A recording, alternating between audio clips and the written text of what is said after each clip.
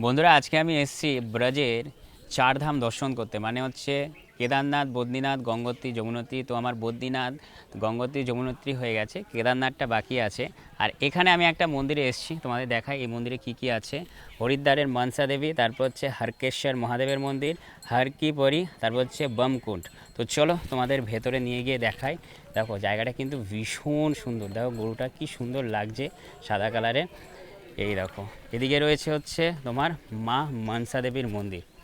এই দেখো তোমাদের দেখাই, মা দেখো কি সুন্দর লাগছে। তোমাদের মা মনসা দেবীর মন্দির দর্শন করে দিলাম। আর এখানে যা দেখছি অনেকে বাঙালি এসছে আর এখানে প্রসাদ খাচ্ছে। এই দেখো হোয়াইট কালারের গরু, দেখো এখানে প্রসাদ দিচ্ছে।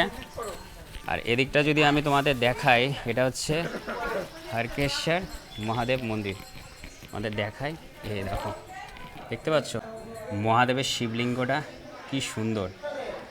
আর এদিকটা যদি আমি তোমাদের দেখাই, এদিকটা রয়েছে হচ্ছে তোমার ব্রহ্মকুণ্ড। এই দেখো ব্রহ্মকুণ্ডটা দেখো কি সুন্দর, পুরো ঘাট দিয়ে বাঁধানো বলতে পারো। আর একটু যদি জুম করি, এই দেখো তোমাদের দেখাই, জানি না ক্যামেরাটা কতটা ভালো আসছে। এই যে এটা হচ্ছে তোমার গোমুখ।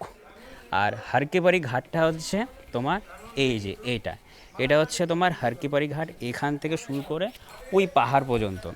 আর এটা হচ্ছে তোমার ব্রজের চার ধাম। আমরা জানি উত্তরাখণ্ডেও চার ধাম আছে, কেদারনাথ, বদ্রীনাথ, গঙ্গোত্রী, যমুনোত্রী। তো ব্রজেরও চার ধাম বলতে পারো রয়েছে।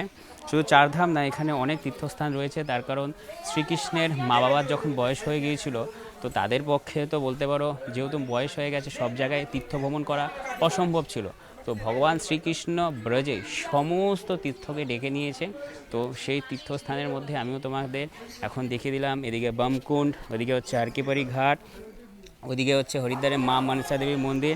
আর আমার আগের শর্ট ভিডিওতে আমি বদ্রীনাথ ধাম, গঙ্গোত্রী, যমুনোত্রী তোমার ধামটাও দেখিয়ে দিয়েছি। তো ছোট্ট একটা ভিডিও, পবিত্র বলতে পারো ধাম থেকে তোমাদের সাথে শেয়ার করলাম। ভিডিওটা কেমন লাগলো আমাকে তোমরা অবশ্যই কমেন্ট করে জানাবে।